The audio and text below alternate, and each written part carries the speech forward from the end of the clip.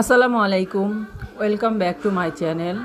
আজ নিয়ে এসেছি শুটকি দিয়ে আলু বেগুনের একটি রেসিপি।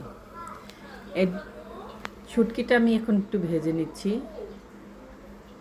ভালোভাবেই ভেজে নিতে হবে। ভেজে নেওয়া শেষ, এবার পানিতে একটু ভিজিয়ে রাখলাম। এদিকে আমি মশলা দিয়ে আলুটাকে একটু ভেজে নিচ্ছি। আলুটাকে হালকাই ভাজবো, বেশি ভাজবো না। একদম খুব সীমিত মশলা দিয়েছি। শুটকিটা ধুয়ে আমি এখন আলুর সাথে আবার একটু ভেজে নিব। ভেজে নেওয়া শেষ, বেগুনও দিয়ে দিলাম। বেগুনটাকে দেওয়া হলে আবার একটু নাড়াচাড়া করে নিব, বেগুনের গায়ে যাতে করে সব মশলা লেগে যায়। নাড়া হয়ে গেছে, এই পর্যায়ে আমি একটু পানি দিয়ে দিব। বেশি পানি দিব না, কারণ আলুটা আমি আগে একটু ভেজে নেওয়ার কারণে অলমোস্ট সিদ্ধটা প্রায় হয়ে আসছিল। একটু পানি দিয়ে আমি আবার নাড়াচাড়া করে দিব।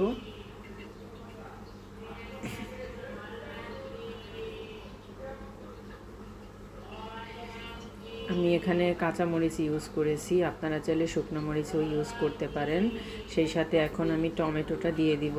টমেটোটা সবার লাস্টে দিয়ে দিলাম। এদিকে আমার ভাতটা হয়ে আসছে।